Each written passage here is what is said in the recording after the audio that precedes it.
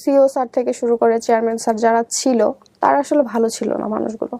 তারা আমাকে প্রপোজাল করতো যে তোর ব্যাংক অ্যাকাউন্ট নাই। স্টোরিটা বলেন আমাকে, কি হয়েছে?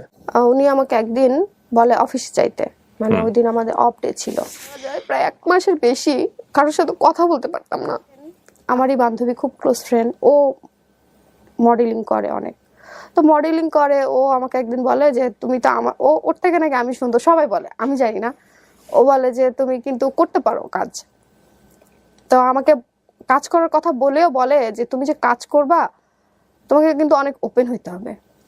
উনি আমাকে বলে যে তোমাকে আমার খুব পছন্দ হয়েছে, তুমি মিডিয়াতে কাজ না করলেও তোমার মান্থলি একটা ইনকামের ব্যবস্থা করে দিব, তুমি আমার সাথে একটা ফ্রেন্ড হও, আমার একটা ফ্রেন্ড দরকার খুব, আমার হচ্ছে অনেক লোনলি লাইফ। আমার মাঝে মাঝে ইচ্ছা করে আমি ফ্যানের সাথে ঝুলে যাই, ফ্যানের সাথে ঝুলে যাওয়াটাই বেশি ইচ্ছা করে মাঝে মাঝেই। আসসালামু আলাইকুম প্রিয় দর্শক এবং শ্রোতা, আল্লাহ সর্বাবস্থায় আপনাদের মঙ্গল করুক সেই শুভকামনা জানিয়ে শুরু করছি লাইফের আরো একটি এপিসোড। নামটা একটু বলতে হবে। যে আমার নাম তান্নি প্রিয়া পিউ। পিউয়ের বয়স কত? আমার বয়স 23 বছর। আর প্রিয় দর্শক এবং শ্রোতা, আপনারা যদি লাইফের এই অনুষ্ঠানে অংশগ্রহণ করতে চান, আপনারা জানেন যে আমাদের 3টা অনুষ্ঠান হয়, সবই লাইফ স্টোরি বেসিস। একটা হচ্ছে লাইফ, যেটা আসলে মাদার প্রোগ্রাম সব অনুষ্ঠান, আরেকটা হচ্ছে ব্র্যান্ডিং বাংলাদেশ, এবং আরেকটা হচ্ছে আপন ঠিকানা। সবগুলো অনুষ্ঠানই সোশ্যাল মিডিয়া কেন্দ্রিক, এবং এই 3টা অনুষ্ঠানে নিয়ে আসছে studio of creative arts limited.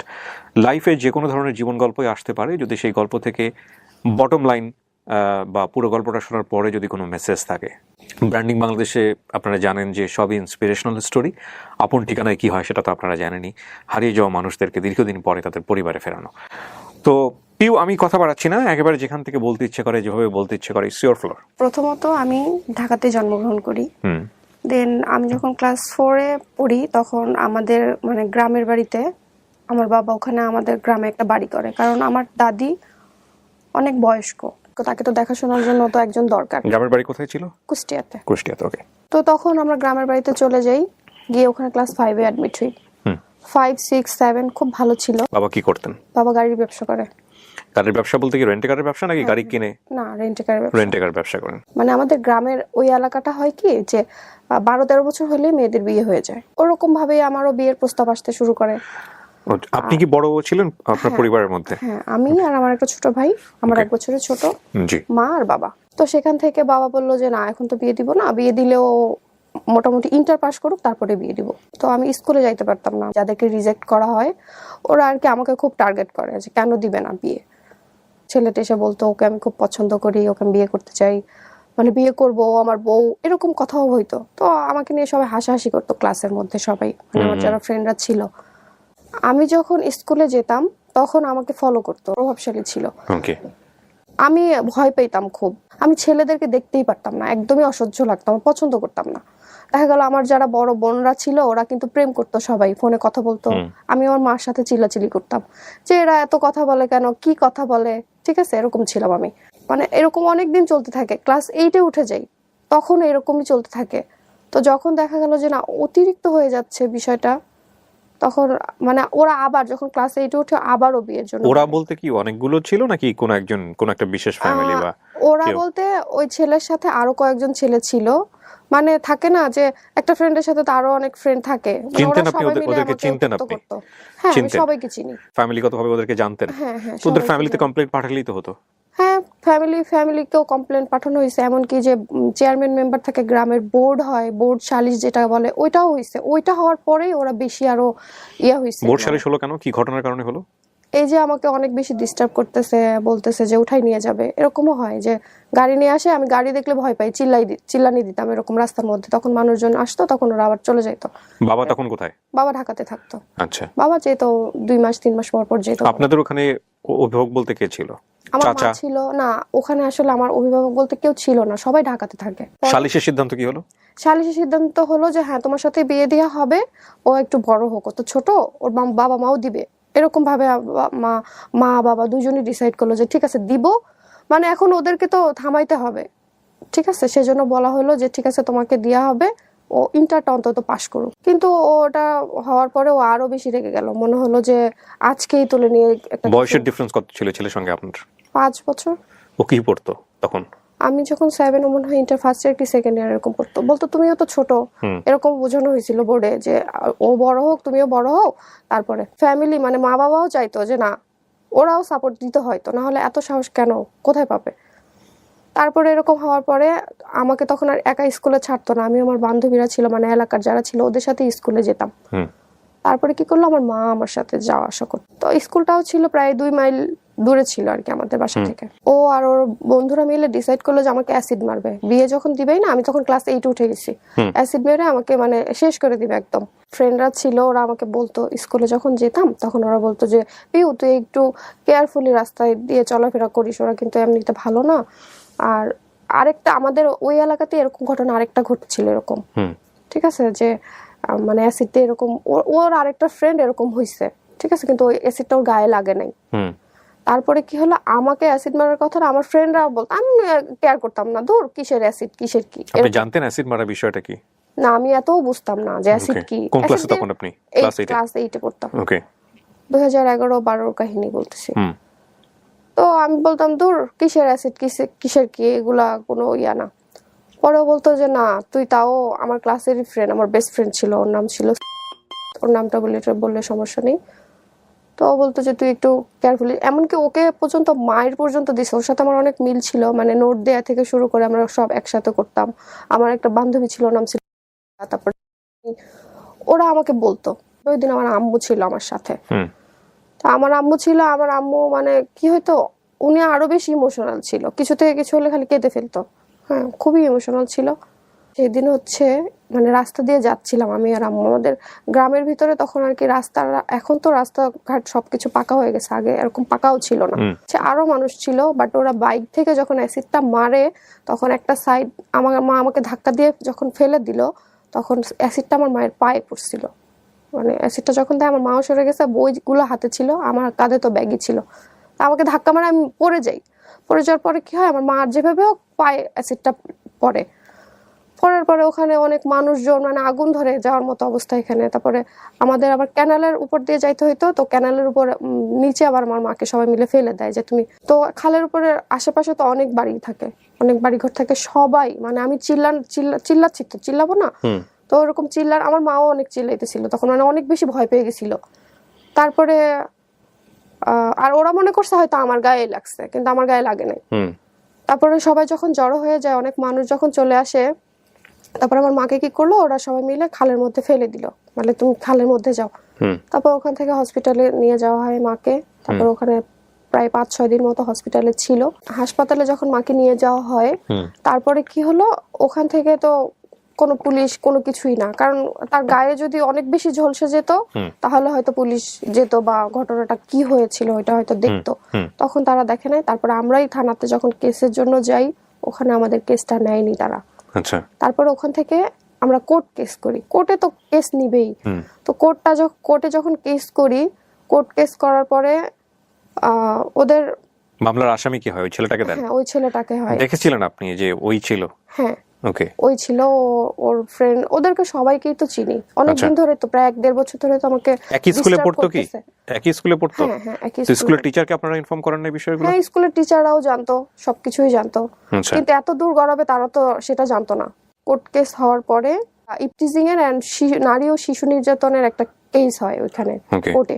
ওকে তো বাসা থেকে নিয়ে আসে পুলিশ গিয়ে, পুলিশ যেয়ে নিয়ে আসার পরে, ওর বাড়ি আর আপনার বাড়ি কত দূর ছিল?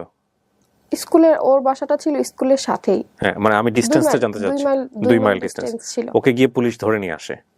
আচ্ছা, তারপরে পুলিশ যখন ধরে নিয়ে আসে তখন, আর ও তো সবাইকে বলতো যে ও আমার বউ, এরকম ভাবেই বলতো। ও যখন কোর্টে ছিল, থানাতে ছিল, মানে জেলে যেটা বলে, তখনও আমার স্কুলে যখন আমি যাইতাম আমাকে নিয়ে সবাই খুব হাসাহাসি করতো, মানে ওই তখন থেকে আমার ডিপ্রেশনটা শুরু হয়। 1 মাস মতো মনে ছিল, যাই হোক মোটামুটি জেলে। তারপরে তো যে ওর বাবা তো প্রভাবশালী, যাই হোক নিয়ে আসে বের করে, আরো মানে তখন তুলে নিয়ে যাবে, আরো ক্রেজি হয়ে যায়। হ্যাঁ, আরো ক্রেজি হয়ে যায়, তুলেই নিয়ে যাবে। জেল তো খেটেছি, সুতরাং আর কি, জীবন আর কিছুই না, যা আছে দেখে সারবো। তখন এই ঝামেলা হতে হতে আমি ক্লাস 9-এ উঠে গেলাম। 9-এ উঠে যাওয়ার পরে আমার বাবা বললো যে না বাবা, তোমাকে আর আমি গ্রামে রাখতে পারবো না, যেভাবে হোক তোমার ঢাকায় নিয়ে আসবো। তখন আমার মা সহ, আমি সহ, আমার ছোট ভাই সহ আবার ঢাকাতে মানে চলে আসি। হ্যাঁ, ঢাকাতে আসার পরে আর ওরা ঢাকাতেও আসার করছে অনেক বেশি, বাট ওটা ওরা অ্যাড্রেসটা জানতো না। ক্লাস 9-এ আবার অ্যাডমিট করে দেয় বাবা। ওকে। মোটামুটি সুন্দরভাবে চলছিল সবকিছু। ক্লাস 10-এ যখন উঠি তখন আমার মায়ের একটা কিডনি ফেইলিওর আসে, মানে মা অনেকদিন ধরে সিক, অসুস্থ। জি। মায়ের একটা কিডনি ফেইলিওর আসে, একটাতে পাথর। তো ডক্টর বললো যে একটা কিডনি ফেইলিওর হলে মানুষ বাঁচে, কিছু হয় না, বাট ওনার যে আরেকটা কিডনিতে স্টোন আছে ওইটা অপারেশন করতে হবে। বাবা না আসলে বুঝে নাই, যদি ওনাকে ইন্ডিয়ায় নিয়ে চলে যেত তাহলে হয়তো একটা কিছু ভালো হইতো, আমরা হয়তো ভালো কোনো রেজাল্ট পেতাম। তো তখন কি হলো, ও পিত্তিতেও আবার পাথর ছিল। তো আমার মার কথা হচ্ছে যে অপারেশন যখন করবই তখন দুটো একবারেই করে ফেলি। তখন ডক্টর বলল যে হ্যাঁ, কিডনিটা হচ্ছে কেটে করতে হবে, আর মানে পিত্তিটা হচ্ছে ফুটা করে যেটা বলে ওইটা করে করতে হবে। আমার বাবা একদমই রাজি না, তার অপারেশন করাবে না, কারণ বাবা অনেক ভয় পায়। ঠিক আছে, তো আমার মা খুব জেদ ধরলো যে না, আমার অপারেশন করাতেই হবে। মানে ওনার তো অনেক অসহ্য, মানে ওনার যন্ত্রণাটা তো আমরা বুঝতেছি না, উনি অনেক অনেক অনেক দিন সাফার করছে, অনেক দিন কষ্ট করছে। অপারেশনটা হওয়ার পরে সব ভালো, সবকিছু বাসায়ও নিয়ে আসা হয় তাকে। তারপর থেকেই সে কিছু খেতে পারে না, তার অনেক অসুবিধা, পেটটা ফুলে গেল হঠাৎ করে। ফুলে যাওয়ার পরে যেই ডাক্তার অপারেশন করে সে রেফার করলে ঢাকা মেডিকেল নিয়ে যেতে হবে। ঢাকা মেডিকেল নিয়ে যাওয়ার পর সাথে সাথে তার আইসিইউতে অ্যাডমিট করে নেয়। কিছুই বললো না। প্রায় অপারেশনের 1 মাস পরে আমার মা মারা গেল। অপারেশনের 1 মাস পরে মা মারা গেল। আপনি তখন ক্লাস 9-এ? হ্যাঁ, তখন ক্লাস 9-এ। মা মারা যাওয়ার পরে থেকে আরো বেশি, মানে বাবা বলল যে ঠিক আছে বাবা, তাহলে এখন কি হবে, তোমাকে কে দেখবে, বা মানে থাকে না এখনকার বাচ্চারা কি হয় অনেক বেশি অ্যাডভান্স বা অনেক বোঝে। আমি এক গ্লাস কখনো পানি ঢেলেও কখনো আমি খাইনি। তো দেখা গেল যে আমার অনেক কষ্ট হইতো, আমাদের সংসারটা কে দেখবে তখন সেই মুহূর্তে, মা নেই। আর মাকে নিয়ে 1 মাস অনেক কষ্ট করছি ঢাকা মেডিকেলে, মানে এমনও হয়েছে বারান্দাতে শুয়ে থাকতে হয়েছে। ঢাকা মেডিকেলের অবস্থা হয়তো ভাই আপনি জানেন। তো মা ওই যে একটা গ্রামের যেসব কাহিনীগুলো হয়েছে ওগুলোতে যতটা না ডিপ্রেস ছিলাম, মানে ওগুলো তো ভুলি না এখনো। হয়তো রাত্রেবেলা ঘুমালে কি হয়, ওগুলা স্বপ্ন দেখি যে আমার সাথে হয়তো আবার এরকম কিছু একটা হবে। এখন যদি এরকম কিছু একটা হয়, আমার তো মা নেই, আমাকে কে সেভ করবে? ঠিক আছে, তো মা যখন মারা যায় প্রায় 1 মাসের বেশি কারোর সাথে কথা বলতে পারতাম না। আপনাকে আমি যেটা বলছিলাম ভাই, আমি খুব ভুলে যাই সবকিছু। তো হলো কি যে মা যখন মারা গেল ওইটা আরোই নিতে পারি নাই। তো ঢাকা মেডিকেল থেকে তো আমাদের গ্রামের বাড়িতে তাকে নিয়ে যেতে হবে। আবার আরেকটা স্বপ্ন দেখি প্রতিদিন রাতে, এখনো দেখি, মানে মাথা থেকে যাই না, যে মাকে যেদিন নিয়ে গেলাম ঢাকা মেডিকেল থেকে গ্রামের বাড়িতে, যে অ্যাম্বুলেন্স তো অনেক জোরে স্পিডে চলে, তো মায়ের লাশটা যখন মানে ঝাঁকিতে লড়ে না, মানে হয়তো আমার মনে হচ্ছিল কি আমার মা বেঁচে আছে। ওই জিনিসটা এখনো ভাই আমার মাথা থেকে যায় না। আমি প্রায় রাতেই দেখি কি আমার মা হয়তো বেঁচে আছে, মানে ঝাঁকানোতে বডি তো লড়ে মনে হচ্ছিল মা নড়ছে। হ্যাঁ নড়ছে, এরকম মনে হচ্ছিল। ভালো স্টুডেন্ট ছিলাম, তো আমার এসএসসি রেজাল্টটা ভালো হয়নি, তখন আমি আরো ডিপ্রেসড হয়ে যাই। সংসারের একটা প্রেশার চলে আসে আমার উপরেই, কারণ আমার বাবা এমন একটা মানুষ, সে মানে অনেক ক্লিন মানুষ। ঠিক আছে, তাকে যে অন্য কেউ রান্না করে দিবে বা বুয়া যে রান্না করে দিবে বা বুয়া একটা কাজ করে দিবে সেটা সে পছন্দ করে না। আমি যেভাবে দিব আমারটাই সে করবে, মানে আমার সবকিছুই খাবে, আমি সব। ইন্টারটাও যখন আস্তে আস্তে যখন পাশ করি, ইন্টার পাশ করার পরে ইউনিভার্সিটিতে অ্যাডমিট হই, তখন তো ওরিয়েন্টেশন প্রোগ্রামও হয়। তো ওই প্রোগ্রামে আমার একটা ছেলে আমাকে দেখে, ওই দিন আমি ওকে দেখিনি। তারপরে 1 মাস 2 মাস, মানে ফার্স্ট সেমিস্টারে ওকে আমি মানে তেমন চিনতাম না, সেকেন্ড সেমিস্টার থেকে ওর সাথে আমার অনেক ভালো একটা ফ্রেন্ডশিপ হয়। বিবিএতে আমি অ্যাকাউন্টিং এ ছিলাম। ওকে। তো ওর সাথে আমার ফ্রেন্ডশিপ হয়, যে দেখা গেল একসাথে স্টাডি করতেছি, লাইব্রেরিতে বসতেছি, এরকম মানে নর্মাল একটা ফ্রেন্ডশিপ, যেমন বেস্ট ফ্রেন্ড যেমন, ও আমার এরকম একটা ফ্রেন্ড হয়। তো ফ্রেন্ড হতে হতে একটা সময় আমরা একসাথে ঘুরতে যেতাম, একসাথে কফি শপে বসতাম, কফি খেতাম, আড্ডা দিতাম, লাইব্রেরিতে বসতাম, একসাথে স্টাডি করতাম, সব ঠিক ছিল। একসাথে লাইব্রেরিতে স্টাডি করতেছি, এক সময় ও আমাকে বললো যে ও আমাকে অনেক পছন্দ করে, আমিও ওকে অনেক পছন্দ করতাম। প্রপোজ করার পরে আমি এটা অ্যাকসেপ্ট করি। তারপরে দেখা গেল ওর বার্থডেতে আমি ওকে অনেক সারপ্রাইজ করতাম, ও আমার বার্থডেতে অনেক সারপ্রাইজ করতো। আমার ওকে অনেক বিশ্বাস করতাম যে না, ও আমাকে অনেক ভালোবাসে, হয়তো আমি ওর সাথেই ভালো থাকবো। আর ও এমনিতে অনেক অনেক ভালো ছিল, মানে আমাদের ফ্রেন্ডদের মধ্যে সবাই ওকে খুব পছন্দ করতো, আমাকেও অনেক পছন্দ করতো। মানে আমরা যে কাপল ছিল আমাদের সবাই খুব পছন্দ করতো যে না তোমাদের খুব সুন্দর লাগে, সুন্দর মানায়। আবার অনেকে ছিল যারা ইউনিভার্সিটিতে অনেকে আমাকে পছন্দ করতো, অনেকে আবার অপছন্দ করতো, বিষয়টা দেখতে পারতো না, বলতো যে কি একটা রিলেশনশিপ করছো, তোমার সাথে যায় না, মানায় না, এমনও শুনতে হয়েছে। তো যখন আমার এরকম অনেক বিয়ের প্রপোজাল আসে, আমি ওকে বলি, ও এমনও হয় কান্না করে, অনেক কান্না করে যে না তুমি বিয়ে করো না, বিয়েটা কমপ্লিট হোক, আমরা বিয়ে করব। তারপরে দেখা গেল ওর যত কাজিনরা ছিল, মানে ছেলেটার যত কাজিনরা ছিল, ওরা সবাই আমাকে পছন্দ করে, ওরা আসতো, ওদের সাথে ঘুরতে যেতাম, একসাথে ঘুরতাম আমরা। তারপরে এক কাজিনের বাসায়ও গেছি, যে ওই কাজিনের হচ্ছে ছেলের বার্থডে ছিল, বার্থডেতে যখন গেছি তখন ওরা আমাকে সবাই চিনছে, মানে ওদের বাসার ওর মা থেকে শুরু করে ওর বাবা, ওর বোন, ওর ভাই, সবাই আমাকে চিনে, সবাই আমাকে পছন্দ করে।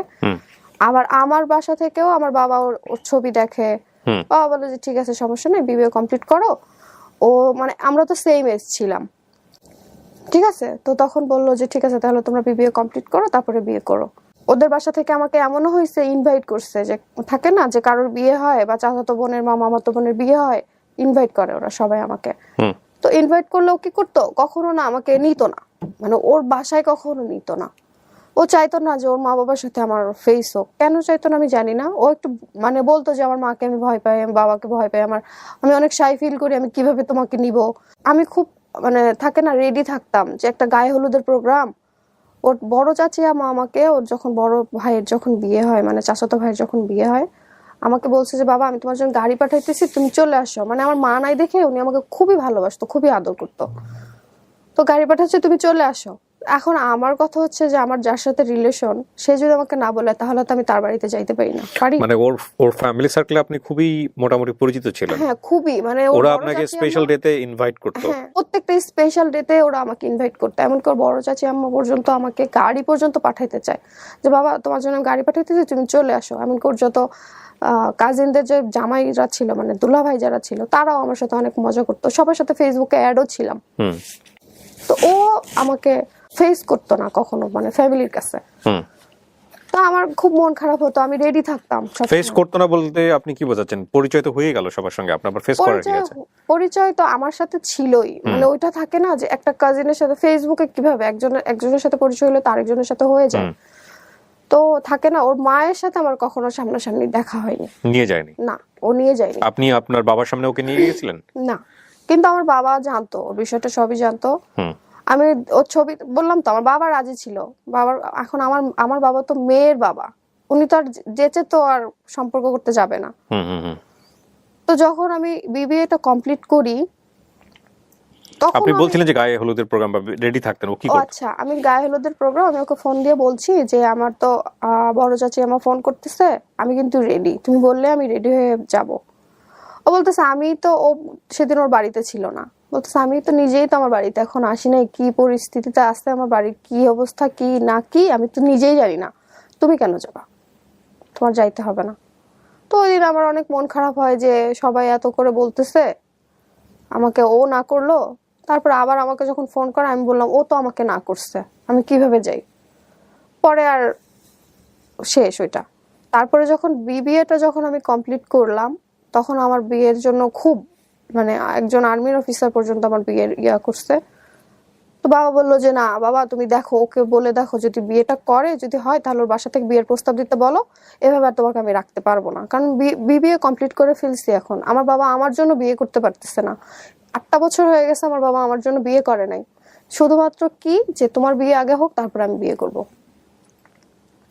তারপরে ওকে যখন জানানো হয় যে আমাদের এরকম বিয়ের প্রপোজাল আসতেছে, তুমি বাসায় জানাও, বা তুমি যদি তোমার মাকে দিয়েও কথা বলাইতে না পারো, তোমার তো একজন মামা আছে, মানে মামা হচ্ছে ওর এজেরই, হচ্ছে অনেক ফ্রেন্ডলি, তার সাথে আমার অনেকবার কথা হয়েছে, অনেক ফ্রেন্ডলি। মানে আমি যে মানে ওর যে ভাইগনা বউ হবো ওরকম তার মধ্যে ছিল না, অনেক মজা করতো, ফ্রেন্ডের মতো ছিল একদম। আমি মামাকে দিয়ে তুমি একটা প্রপোজাল দাও। ও তখন বলে যে আচ্ছা ঠিক আছে আমি তোমাকে পরে জানাইতেছি। এর মধ্যে বাবার সাথে আমার একটা ঝামেলা হয়, ঝামেলাটা হয় আমি যখন ভাইয়া এখানে একটু পজ করে আমি ঝামেলাটা কেন হয় এটা বলি। বিবিএটা যখন আমি কমপ্লিট করব তার আগে কিন্তু আমাদের 3 মাসের একটা ইন্টার্নশিপ থাকে। তখন আমি যখন ইন্টার্নশিপটা আমি পাচ্ছিলাম না কিছুতেই, মানে যেখানে যাচ্ছিলাম সেখান থেকে হচ্ছিল না, যে আমাদের এখন লাগবে না বা আমাদের আছে বা আমরা এখন ইন্টার্নশিপ নিব না, এরকম। ব্যাংকে ইন্টার্নশিপ করার খুব ইচ্ছা ছিল, তো পাচ্ছিলাম না। তখন একটা কোম্পানিতে ইন্টার্নশিপ হয় আমার, ইন্টার্নশিপটা আমি সুন্দরভাবে করি, করার পরে হয় ওখানে আমার জবও হয়ে যায় ইন্টার্নশিপটা করার সময়। তো জব হওয়ার পরে হয় কি ভাইয়া, ওখানে যেই সিও স্যার থেকে শুরু করে চেয়ারম্যান স্যার যারা ছিল তারা আসলে ভালো ছিল না মানুষগুলো। তারা আমাকে প্রপোজাল করতো যে তোর ব্যাংক অ্যাকাউন্ট নাই। স্টোরিটা বলেন আমাকে, কি হয়েছে? এটাই আপনার ফার্স্ট জব? হ্যাঁ, ইন্টার্নশিপ করলে তো অনেক কোম্পানি থেকে তো রেখে দেয়, তো আমাকে রেখে দেওয়া হয়। সিও স্যার হ্যাঁ। CO sir, manager sir. তো সিও স্যার আমাকে হচ্ছে ফোন করার পরে আমাকে বলে যে পিউ তুমি এদিন আসো, এরকম আসো। ওনার কথাবার্তা আমার কেন জানি, আমি তো বুঝি, ভালো লাগতো না, তা আমি অ্যাভয়েড করতাম খুব। সিও স্যারের সাথে কেন এত কথা বলবো, কাজ রিলেটেড কথা হবে, শুধু কাজ রিলেটেডই কথা বলবো। উনি আমাকে একদিন বলে অফিসে যাইতে, মানে ওই দিন আমাদের অফ ডে ছিল, অফ ডেতে অফিসে যাইতে বলে। আমি অফ ডেতে কেন অফিসে যাব? তো আমার বাবা মানে এমন একটা পার্সন, উনি হচ্ছে আমি অফিসে যাইতাম, উনি কিন্তু আমাকে অফিসে নামাই দিয়ে আসতো, আবার অফিস ছুটি হলে আবার নিয়ে আসতো। বাবা তো জেরা করতেছে যে তুমি অফ ডেতে কেন অফিসে যাবা। তো স্যার আমাকে বলতেছে তুমি অফিসে আসো, তুমি হচ্ছে 10টার মধ্যে আসবা, তোমাকে 1টার মধ্যে ছেড়ে দিব। না কিন্তু অ্যাকাউন্টসের লোকজনের কিন্তু অনেক প্রয়োজন হয় অফিসে। না, ওই দিন আমার কোনোই কাজ ছিল না। ওকে। আমাকে বলতেছে তুমি 10টার মধ্যে আসো, তোমার সাথে আমার একটু পার্সোনাল কথা আছে, একটু দরকার আছে, হচ্ছে 1টার মধ্যে ছেড়ে দিব। এটা আবার কেমন? আমি তো 9টা থেকে 6টা পর্যন্ত ডিউটি করি, তো আমাকে 10টা বাজে যাইতে বলতেছে 1টার মধ্যে আমাকে ছেড়ে দিবে। আমার ওই দিন এমনি আমি ডিপ্রেসড, অলওয়েজ আমি ভাইয়া ডিপ্রেসড থাকি। আমার একটু থেকে একটু কিছু হলে আমি খুবই খুঁতখুঁতি মানুষ, যে অনেক বেশি চিন্তা করি। তো চিন্তা করতেছি যে আমাকে কেন এরকম ভাবে বলতেছে যাওয়ার জন্য। দেন আমি আর ওই দিন অফিসে যাই না যাওয়ার পরে উনি দেখলাম আমাকে ব্লক করে দিছে হোয়াটসঅ্যাপ থেকে। মানে হোয়াটসঅ্যাপে আমাদের যে ছিল, কিন্তু ওনার সাথে উনি, তারপর আমাদের যে ম্যানেজার স্যার ছিল উনি, তারপর আরো কয়েকজন ছিল, তো সবার সাথে হোয়াটসঅ্যাপে কথা হতো। মানে একটা গ্রুপ ছাড়া, অফিসিয়াল তো একটা গ্রুপ থাকে, ওই গ্রুপ ছাড়াও কথা হতো। উনি আমাকে ব্লক করে দিছে হঠাৎ করে। তো আমি ফোন দিলাম, স্যার আপনি আমাকে কেন ব্লক করে দিচ্ছেন? পরে বললো যে তোমার একটা ব্যাংক অ্যাকাউন্ট নাই, ভাবলাম তোমাকে একটা ব্যাংক অ্যাকাউন্ট করে দিব। তোমার হচ্ছে তোমাকে তো আমি জমিদার বানাই দিতে চাই, তুমি তো আমার কথা শোনো না। তুমি আমার কথা শোনো, দেখো আমি তোমাকে জমিদার বানাই দিই, তোমার ফ্ল্যাট কিনে দিতেছি, তোমাকে গাড়ি কিনে দিতেছি। ওই দিনের পর থেকে আমি আর একদিনও ওই অফিসে যাইনি, একদিনও যাইনি। তার আগে আপনি বুঝতেন যে আসলে ইন্টেনশনটা ভালো না, যে কোনো ভাবে হোক আচার আচরণে। ওই দিন আমি একেবারেই সারপ্রাইজড হইছি যে আমাকে ওই টাইমটার, মানে টাইমটার জন্য, এই টাইম আমাকে মেনশন করে দিতেছে, তুমি এই টাইমে আসবা, তোমাকে এই টাইমে ছেড়ে দিব। তখন আমার আরো বেশি ইয়া লাগতেছে যে আমাকে কেন এই টাইমটাতে উনি আমাকে অফিসে দেখতেছে। আর অফিসটা এমন একটা অফিস, হ্যাঁ সবাই কাজ করতেছে ঠিক আছে, কিন্তু উপরে ওনার বাসা ছিল, এই জন্য আমি একটু ভয় পেয়ে আর ওই দিন অফিসে যাই নাই। তারপরে যখন দেখলাম উনি আমাকে ব্লক করে দিল, তারপরে আমি আবার যখন ওনাকে কল ব্যাক করলাম, ব্যাক করার পর যখন আস্ক করলাম, উনি আমাকে এইগুলো বলতেছে যে তোমাকে তো আমি চাইছিলাম একটা ব্যাংক অ্যাকাউন্ট করে দিব, তুমি তো আমার কথা শুনতেছো না, তোমাকে তো আমি জমিদার বানাই দিতে চাই, তোমার গাড়ি লাগলে আমি দিতেছি, তোমার ফ্ল্যাট লাগলে আমি দিতেছি। তো আমি বললাম যে স্যার আপনি আমাকে যে টাইপের মেয়ে ভাবতেছেন, হয়তো আমাদের বাংলাদেশে আছে অনেকেই এরকম, কিন্তু আপনি আমাকে যেরকম ভাবে ভাবতেছেন আমি কিন্তু এরকম না, আমার দরকার নাই এরকম জবের। আমাকে একদিন আমার ম্যানেজার স্যার ফোন দেয়, ফোন দেওয়ার পরে বলতেছে কি ব্যাপার পিউ তুমি অফিসে আসতেছো না? আমি কিন্তু কোনো রেজিস্ট্রেশনও দেই নাই, কিছুই দেই নাই, হুট করে আমি অফিসে যাওয়া বাদ দিয়ে দিছি। তো ম্যানেজার স্যার ফোন করে বলে তোমাকে আমি এত পছন্দ করি, এত কিছু করি। উনি আমাকে এমনিতে অনেক হেল্প করতো, কাজে হেল্প করতো, কিন্তু ওনার ইন্টেনশনটাও আমি বুঝতাম যে এত কেন হেল্প করবে, আরো এমপ্লয়ি তো আছে, ওদেরকে হেল্প করতেছে না, আমাকেই কেন এত হেল্প করতেছে। তো আমাকে উনি বলে যে তোমাকে তো আমি অনেক পছন্দ করতাম, তোমার কি হলো না হলো, কে কি বললো না বললো, আমাকে তো তুমি বলতে পারতা আন্দাজি। মানে উনি হয়তো ভাবছে হয়তো কিছু একটা হইতে পারে এখানে, সামথিং ইজ রং, উনি হয়তো ভাবছে। ভাবার পরে আমাকে ফোন দিয়ে বলতেছে প্রায় 4-5 দিন পরে অফিসে যাওয়া হুট করে, কারণ আমি একদিনও অফিস মিস দেই না। তো হঠাৎ করে মিস দিতেছি বা কোনো প্রবলেম হলে তো তাকে অন্তত জানাবো যে আমার এই প্রবলেমের জন্য আমি অফিসে আসতেছি না। দেন হচ্ছে এরকম অবস্থা হওয়ার পরে উনি আমাকে বলে যে তোমাকে আমি এত পছন্দ করতাম, তুমি আমাকে জানাইতে পারতেন। আপনাকে আমি কি জানাবো? আবার ম্যানেজার এটা বলতেছে? হ্যাঁ, আপনাকে আমি কি জানাবো, আপনি কি জানতে চান? পরে বলে তোমার কি সিও স্যারের সাথে কোনো ঝামেলা হয়েছে? না, আমার কেন ঝামেলা হবে? কয় তাহলে অফিসে আসতেছো না? মানে হয়তো ওর এরকম হয়তো আরো কাহিনী কোনো মেয়ের সাথে হয়তো হইছে, হয়তো সে জানতো, বা হুট করে অফিসে আসা, কোনো কিছু না দিয়ে, কোনো কিছু না নোটিস না করেই। আমি বলতেছি না, আমার কারোর সাথে কিছু হয় নাই, আমার হচ্ছে ফ্যামিলি প্রবলেম, আমি জবটা করতে পারবো না, তাই আমি অফিসে আসতেছি না, আপনি আমাকে আর কখনো ফোন করেন না। তারপরেও আমাকে অসংখ্যবার সে ফোন করছে, অসংখ্যবার ডিস্টার্ব করছে। এই সিও সাহেব নাকি ম্যানেজার সাহেব? ম্যানেজার সিও তো আমাকে ব্লক করেই দিল সাথে সাথে। হোয়াটসঅ্যাপ থেকে করার পরে আমি যখন কথা শেষ করলাম, উনি আমাকে ফোন থেকেও ব্লক করে দিল। মানে আমি তো ওনার প্রপোজালে রাজি না। দেন হচ্ছে ম্যানেজার আমাকে খুবই ডিস্টার্ব করছে কিছুদিন। তারপরে আমি যখন আপনি দেখলাম, কার সাথে শেয়ার করতেন এই বিষয়গুলো যখন এই যে ডিস্টার্বটা হচ্ছে?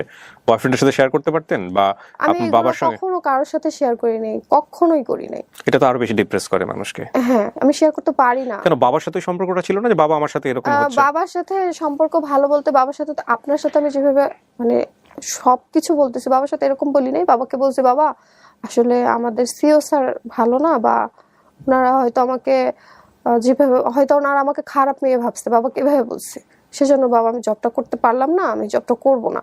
আর ওখানে হয়তো কি যে আরো যারা এমপ্লয়ি ছিল, ওরা 18K হয়তো স্যালারি পেত, আর আমাকে ওরা 22 দিত।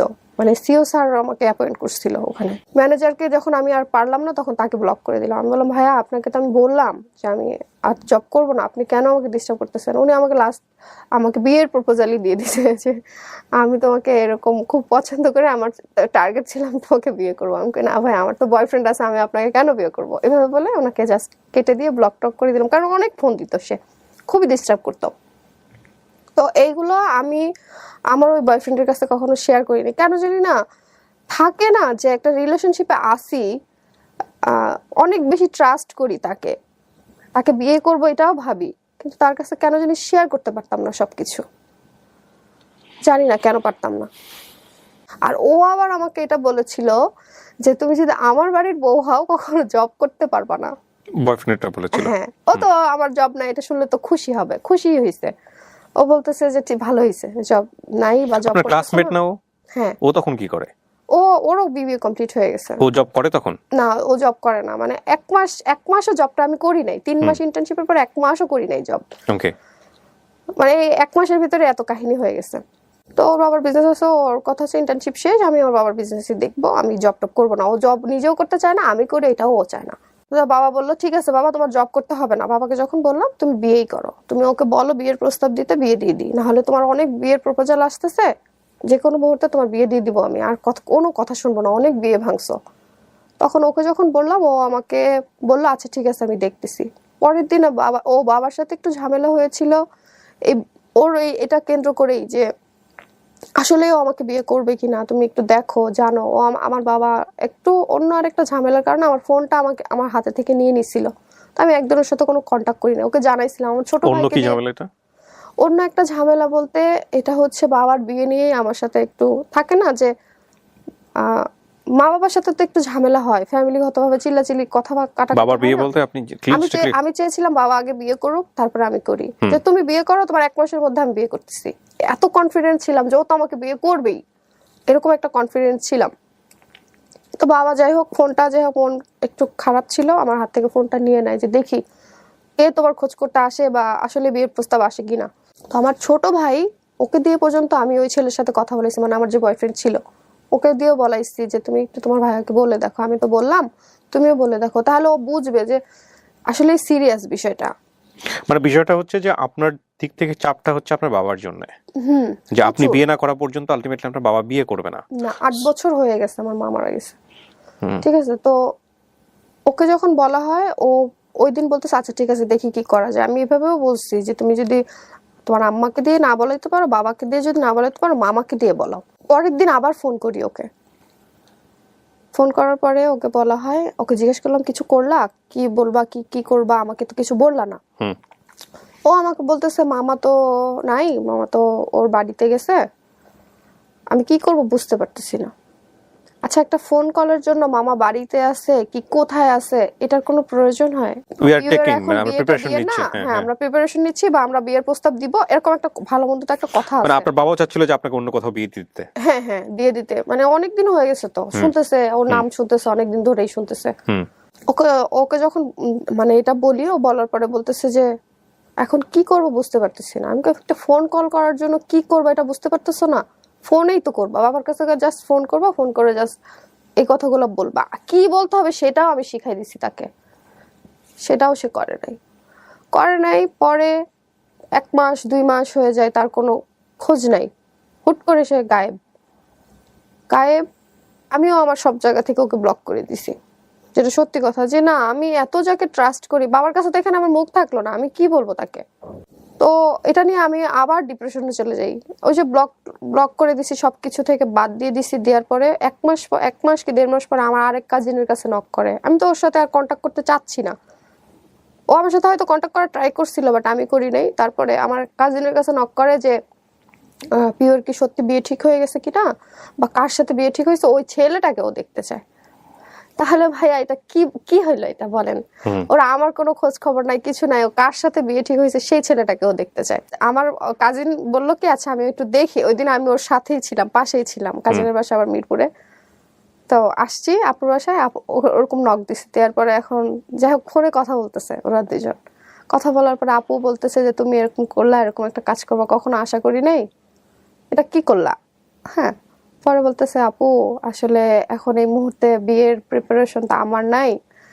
তাহলে এতদিন রিলেশনশিপে কেন ছিল? আপু বলতেছে তাহলে এতদিন রিলেশনশিপে কেন ছিল? বলে না আপু আমি ওকে ভালোবাসি ঠিকই, আমি বিয়েও করতাম, বাট এই মুহূর্তে না। ওকে, বিয়ে না করার জন্য কোনো এক্সকিউজ কি ছিল ওর জায়গা থেকে? প্রপার কোনো এক্সকিউজ ওই যে যে আমি বাবা এই কারণে মাকে বলতে পারবে না, এই মুহূর্তে বলতে পারবে না, কিভাবে বলবে সেটাও কিন্তু আমি ওকে শিখিয়ে দিয়েছি, তারপরে ও বলতে পারিনি।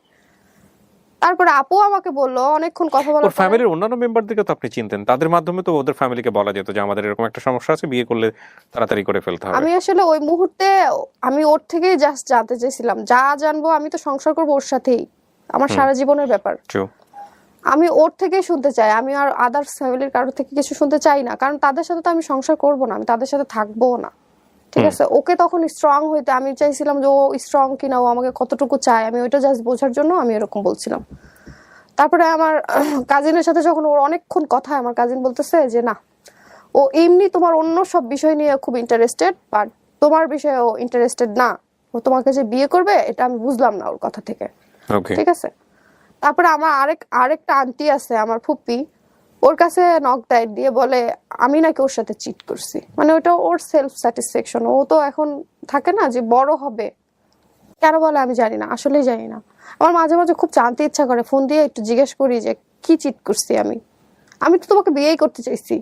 তারপরেও ভাইয়া আমি হয়তো 5-6 মাস পরে আমি একদিন ফোন দিছি বা ওই ফোন দিছে, যাই হোক যেভাবে আমাদের কথা হয়, হওয়ার পরে ওকে আমি একই কথা জিজ্ঞেস করি, তুমি কি আমাকে বিয়ে করবা? ও আমাকে কি বলে জানেন? কপালে থাকলে ভাগ্যে থাকলে হবে। সেটা তো চিরন্তন সত্য কথা, কিন্তু কনফিডেন্টের জায়গাটা নাই। তাহলে আমি কার জন্য ওয়েট করব? এখন পর্যন্ত আর কথা বলি না। মাঝে মাঝে আমার যে পেজ আছে আপনাকে বললাম, ওখানে মাঝে মাঝে নক করে, দেখা করবা? থাকে না, এরকম করে মাঝে মাঝে। এখন ওইখান থেকে ব্লক করা, বাট আমি তো ওকে দিতে পারবো না, ওরটা দেখতে পারি। তো যাই হোক, এই পর্যন্তই আসি। আমার ওই যে আন্টিদেরকে, কাজিনদেরকে সবখান থেকে সবাই ব্লক করে দিছে, কারণ ও তো সিরিয়াস না, বা আমার জন্য ওদের সাথে একটা সম্পর্ক তো ছিল। আপনি বিয়ে করছেন না কেন? ওকে বাদ দিয়ে বিয়ে করে ফেলেন। হ্যাঁ, বিয়ে করব, খুব তাড়াতাড়ি বিয়ে করে ফেলবো। আর হচ্ছে পরেও ভাইয়া আমি আরো জবে ট্রাই করি। হ্যাঁ, এখন পর্যন্ত আমি জবে ট্রাই করতেছি। আর জব হয়নি ওই যে নাকি একই রকম এক্সপেরিয়েন্স? দুর্ভাগ্যক্রমে হয় কি যে জব হয়, মানুষগুলো ভালো পাই না, আর যদি মানে হয়ই না, যদিও হয় মানুষগুলো ভালো পাই না। ভাই আমি হচ্ছে ডিপ্রেসড, আমার ব্রোকেন হার্ট ওই তখন থেকেই, মানে আমার মা মারা যাওয়ার আগে থেকে যে ওই যে একটা শুরু হয়েছে, ওইটা মানে এখন পর্যন্ত শেষ হয় নাই ভাই। আমি ওইটা নিয়েই এখন পর্যন্ত আসি। নায়িকা হওয়ার খুব ইচ্ছা ছিল, নায়িকা বলতে হট ড্রেসের যে নায়িকা, ওরকম নায়িকা হওয়ার ইচ্ছা ছিল না কখনোই। যে মেহের আফরোজ শাওন, নুসরাত ইমরোজ, তিশা, যারা অ্যাক্টিং গুলো করে, যে শাড়ি পরে গ্রামের মেয়ে, মুখে কালি টালি মাখা অবস্থাতে যে শুটিং গুলো হয়, যে মুভিগুলো টেলিফিল্ম গুলো হয়, ওগুলোর খুব ইচ্ছা ছিল ওরকম অ্যাক্টিং করব। আমারই বান্ধবী খুব ক্লোজ ফ্রেন্ড, ও মডেলিং করে অনেক, তো মডেলিং করে। ও আমাকে একদিন বলে যে তুমি তো আমার, ওর থেকে নাকি আমি সুন্দর, সবাই বলে, আমি জানি না। ও বলে যে তুমি কিন্তু করতে পারো কাজ। তো আমাকে কাজ করার কথা বলেও বলে যে তুমি যে কাজ করবা তোমাকে কিন্তু অনেক ওপেন হইতে হবে। আমার আরেকটা ছেলে ফ্রেন্ড আছে, ও করে, ও মডেল। ও আমাকে না করতো যে না পিও তুমি এইসব ভূত তোমার মাথায় নেওয়ার দরকার নাই, তুমি এমনি ঠিক আছো, এমনিই থাকো। ও আমার বান্ধবীটা আমাকে খুবই ফোর্স করে যে না তুমি করো, তুমি অনেক ভালো করতে পারবা, এই সেই হ্যান ত্যান। তা আমারও একটা সময় থাকে না যে কথায় কথায় একটা কথা যদি আমি আপনাকে 100 বার বলি তাহলে আপনার কিন্তু একবার হলেও ইচ্ছা হবে যে আপনার নিজের মধ্যেও কিন্তু এটা ছিল যে না আপনি এক সময় নায়িকা হবেন। আমি যখন বললাম যে আচ্ছা ঠিক আছে আমি করবো, তখন আমাকে বলে যে পিও মিডিয়ার কাজ মানে কিন্তু অনেক ওপেন হইতে হয়। আমি ওপেন মানে কি, ওপেন হওয়া মানে তো হচ্ছে শর্ট ড্রেস, হট ড্রেস, এগুলো পারবো না, এত শর্ট ড্রেস হট ড্রেস পরতে পারবো না। আমার কাছে অ্যাক্টিং মানে হচ্ছে শাড়ি, মুখে কালি থাকে না, আগেকার দিনের যে টেলিফিল্ম গুলো হতো ওরকম। কে দিবে তোমাকে ওরকম কাজ? ওরকম কাজ না, তোমাকে আগে মডেলিং এ যাইতে হইলেই আগে তোমাকে শর্ট ড্রেস হট ড্রেস পরতে হবে, না হলে নায়িকা হতে পারবা না। আমি বললাম যে না তাহলে দরকার নাই। তারপরেও একটা ডিরেক্টর আমাকে ফোন করে, মানে ফেসবুক থেকে হোক বা যেভাবে হোক, আমার ছবি, ডিরেক্টরের নাম বললে হয়তো অনেকে চিনবে, অনেক ভালো একজন ডিরেক্টর আমাকে নক করে। নক করার পরে উনি আমাকে একদিন তার অফিসে ডাকে, যাওয়ার কথা বলে। তো যাওয়ার কথা যখন বলে উনি আমাকে বলে যে তুমি সন্ধ্যায় আসো। তো উত্তরা থেকে যেখানে আমাকে যাওয়ার কথা বলে অনেক ডিস্টেন্স, তো আমি যাব কিভাবে? যাই হোক, বাবা তো কখনোই সাপোর্ট করবে না, এই বিষয়টা অন্তত সাপোর্ট করবে না। তো বাবাকে বলার সাহসও পাচ্ছি না যে কথাগুলো বাবাকে বলবো। তারপরে এটা বলি নাই কখনো, এখন পর্যন্ত হয়তো এই শোটা দেখার মাধ্যমে হয়তো বাবা জানবে যে আমার নায়িকা হওয়ার ইচ্ছা ছিল। তার আগে এইটা আমি আসলেই শেয়ার করিনি কখনো তার কাছে। তখন আমি আমার ওই যে ছেলে ফ্রেন্ড ওকেও জানাই। তো আমার বান্ধবীটা তো অনেক খুশি যে ঠিক আছে চলো যাই, আমি যাব তোমার সাথে। তো আমার ফ্রেন্ডকে যখন আমি জানাই, ও আমাকে বললো যে পিও তুমি সন্ধ্যায় কেন যাবা? তুমি বলো দুপুরের পরে বা বিকেলে, এই টাইমটাতে যাও, সন্ধ্যায় তুমি কখনো কোথাও যাও না। আর এত দূর তুমি উত্তরা থেকে এত দূরে যাবা, আবার উত্তরা ব্যাক করবা, তুমি রাত 2টা-3টা বেজে যাবে, তুমি বাসায় ঢুকতে পারবে না। ওই দিন আর আমি যাইনি। তো যাই হোক, ডিরেক্টরের সাথে আমার ফেসবুকে মেসেঞ্জারে অনেকদিন কথাবার্তা হওয়ার পরে দেখলাম যে না উনি আমাকে আসলেই হট ড্রেস, তারপরে শর্ট ড্রেস, এই টাইপের কি টাইপের ড্রেস পরতে হবে ওইসব ছবি পর্যন্ত উনি আমাকে পাঠায়, এই টাইপের মডেলিং করতে হবে। পরে দেখলাম না আমার পক্ষে এগুলো আসলেই পসিবল না। তারপর একটা পর্যায়ে উনিই আমার ফ্রেন্ড হইতে চায়। উনি আমাকে বলে যে তোমাকে আমার খুব পছন্দ হয়েছে, তুমি মিডিয়াতে কাজ না করলেও তোমার মান্থলি একটা ইনকামের ব্যবস্থা করে দিব, তুমি আমার সাথে একটা ফ্রেন্ড হও, আমার একটা ফ্রেন্ড দরকার খুব, আমার হচ্ছে অনেক লোনলি লাইফ, এই সেই হাবি জাবি। দেখেন ভাই, মানে আমার কথা হচ্ছে ভাই, আমি জানি না, আমার লাগটাই মনে হয় এরকম। আপনি যেখানেই যাচ্ছেন সেখানেই সামহাও আমি হয়তো একটা ভালো মানুষ বা একটা ভালো কাজ করব এরকম সুযোগটা আমি আসলেই পাচ্ছি না। আমি বিবিএ কমপ্লিট করেছি, শেষ হয়েছে আমার 2020-এ।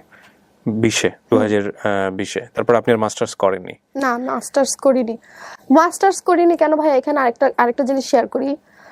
আমার এক আন্টি, ও কিন্তু ইন্টারও পাস করেনি, ও কিন্তু 16,000 টাকা স্যালারিতে জব করে, কিছুই জানে না, কিছুই, মানে তাও ও হচ্ছে 2011 না 2005-এ সম্ভবত ওর এসএসসি।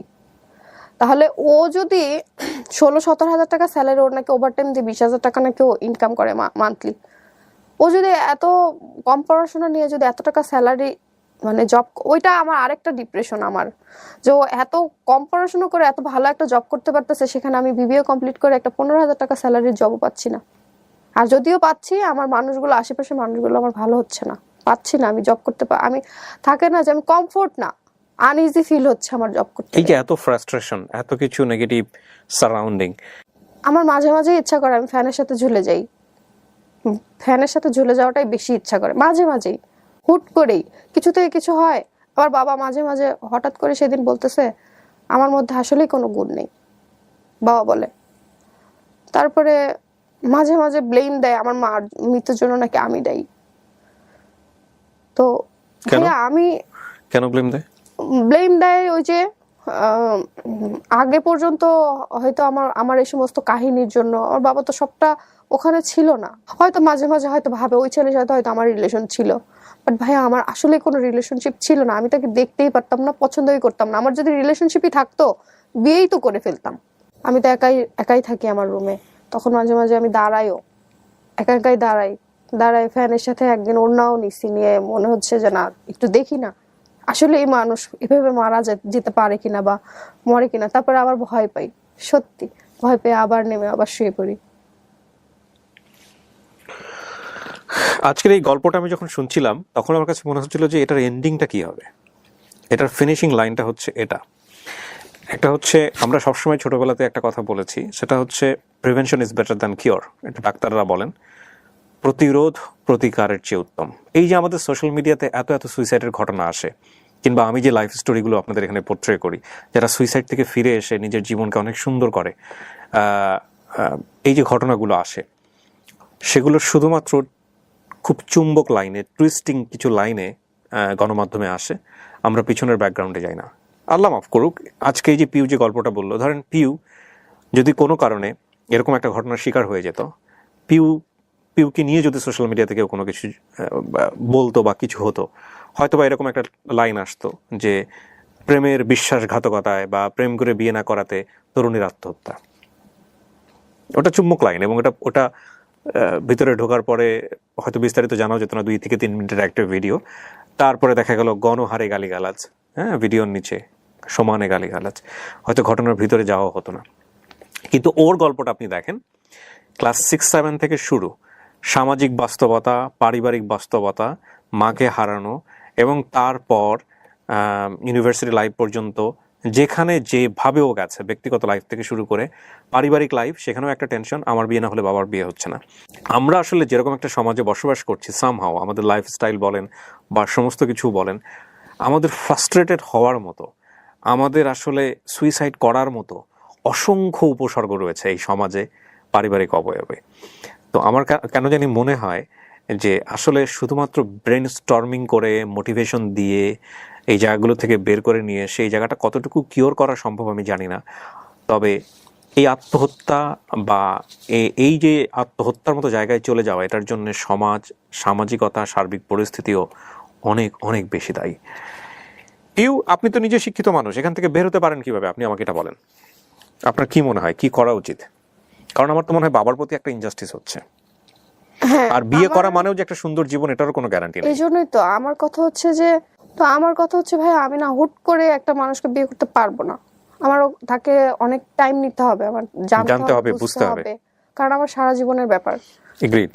আমি আসলে কি করব, আমি নিজেই এখন। আপনি পুরো গল্প শুনে আমার কাছে যেটা মনে হয়, এখানে যারা অনেকেই আছেন কমেন্টস করবেন, এরকম একটা জায়গাতে একটা মেয়ের কি করা উচিত। ডেফিনেটলি আপনার মতো সিচুয়েশনে বাংলাদেশের অনেক মেয়েরাই থাকেন, বিভিন্ন প্রেক্ষাপটে, বিশেষ করে জবে গিয়ে বিভিন্ন রকমের হ্যাসেলের শিকার হওয়া। এছাড়াও এটাই হয়তো ভাইয়া, সবাই হয়তো, আমি হয়তো আজকে সাহস করে এসেছি আপনাকে জানাচ্ছি, আমার মাধ্যমে হয়তো অনেক মেয়েরা জানতে পারবে বা আমার লাইফের সাথে রিলেট করতে পারবে তারা। তো আমি বলবো যে ওই আপুগুলা যারা এরকম আমার মতো হচ্ছে বা এরকম মানে মুখোমুখি হচ্ছে এই প্রবলেমগুলোর, তাদেরকে একটাই রিকোয়েস্ট করবো, আপু এই জিনিসগুলো থেকে বের হয়ে আসেন, এরকম জব করার দরকার নেই। এছাড়াও সবচাইতে বড় যে জিনিসটা দরকার, সেটা আমি মনে করি যে প্রত্যেকটা, আমরা যে ধরনের ক্যাপিটালিস্টিক সোসাইটিতে বর্তমানে বসবাস করি, সেখানে ছেলে হোক মেয়ে হোক নির্বিশেষে সবার নিজের বৈধ অর্থ রোজগারের পন্থা অবশ্যই থাকা উচিত। নইলে একটা মানুষ, বলতে চেয়েছিলাম, রাইট, একটা মানুষ কখনোই সিদ্ধান্ত নিতে পারবে না। রাইট, আপনি যদি নিজে থেকে নিজের সিদ্ধান্ত নিতে চান এবং সেই সিদ্ধান্ত নেওয়ার জন্য আপনার অর্থের প্রয়োজন, অর্থ দরকার মানে হচ্ছে আপনার আয়ের প্রয়োজন। এখন আয় মানেই আমাদের একটা বেসিক কনসেপশন সবার মাথার মধ্যে আছে, একটা চাকরি। আয় মানেই হচ্ছে কোনো একটা প্রতিষ্ঠানে যাবেন, গিয়ে চাকরি করতে হবে। এই জায়গাটাকেও একটু ব্রডার জায়গা থেকে দেখতে হবে। হ্যাঁ, আপনি যদি নেগেটিভভাবে চিন্তা করতে চান, এত নেগেটিভ উপসর্গ আমাদের চারপাশে যে আপনার চিন্তা করার এলিমেন্টের অভাব হবে না। একটু আগে আপনি চিন্তা করলেন এসএসসি পাস করে একটা মানুষ 15,000-16,000 টাকা বেতন পায়, সেখানে আমি 15-16,000 টাকা বিবিএ কমপ্লিট করে একটা জব পাইতে গেলে আমাকে ধরনের হেসেল পোহাতে হচ্ছে, হুইচ ইজ অ্যাবসলিউটলি ট্রু।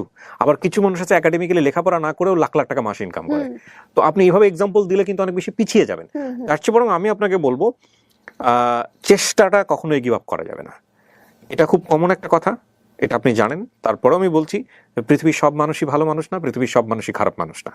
সুতরাং আপনার চেষ্টা অব্যাহত রাখতে হবে, কারণ পৃথিবীতে অসংখ্য মেয়ে আছেন যারা নিজেদের যোগ্যতায়, নিজেদের কাজ দিয়ে নিজেকে প্রমাণ করেছেন, এবং তারা হয়তো আপনার মতো পরিস্থিতি ফেস করেছেন অথবা করেননি, অথবা একেবারেই ডিফারেন্ট একটা সিচুয়েশন ফেস করেছেন।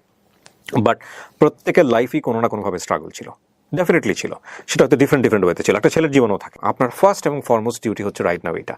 তারপরে আপনি আপনার পারিবারিকভাবে সিদ্ধান্ত নেন, বাবার সাথে বসে সিদ্ধান্ত নেন যে বিয়েটা আপনি কিভাবে করবেন। আর আপনার বাবা অবশ্যই বেস্ট একজন বাবার ব্যাপারে কোনো সন্দেহ নাই। এই কারণে সন্দেহ নাই যে আপনার বাবা সে চিন্তা করেছে যে আমি একটা মানুষকে বিয়ে করে নিয়ে আসবো এখানে, তারপরে আমার সন্তানরা যাতে কোনোভাবেই একটা প্রবলেমের মধ্যে না পড়ে, মনোজাগতিক টানাপোড়েনের মধ্যে না পড়ে, সেই জায়গাটা সে সেভ করতে চায় বলে এত বড় স্যাক্রিফাইসটা সে করেছে।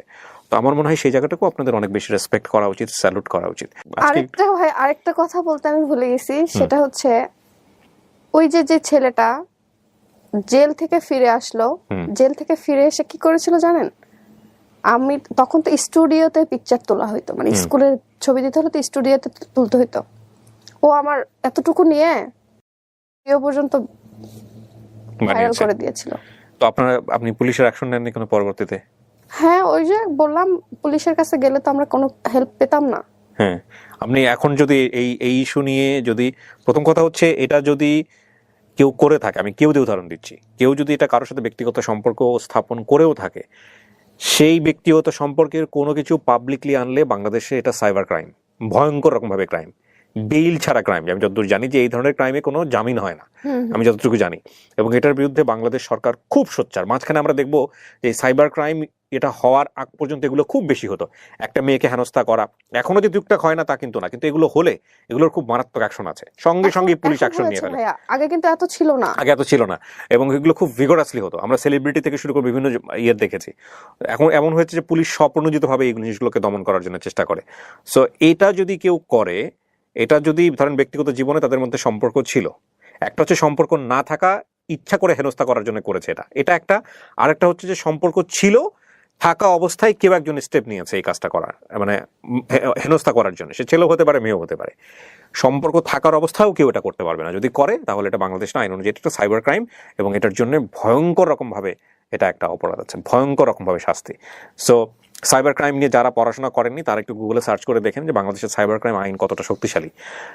এবং এটা ভুলেও চিন্তা করবেন না, নিজের জীবনটাকে যদি শেষ করতে ইচ্ছা না হয়, শুধু নিজের জীবন না, মানে আপনারা যারা এরকম ইন্টেনশন নিয়ে রাখেন যে কোনো একটা মেয়ের বিশেষ ছবি বা তার সাথে হয়তো ছলে বলে কৌশলে কখনো এই ধরনের কাজ করে এটা পাবলিশ করে দিয়ে আপনি আপনার নিজের জীবনটা শেষ করে দিবেন, এরকম একটা চিন্তা ভাবনা। শুধু নিজের জীবনটা শেষ হবে না, শেষ হবে আপনার বাপ মায়ের জীবন, শেষ হবে আপনার সাথে জড়িত যারা ফ্রেন্ড সার্কেল তাদের।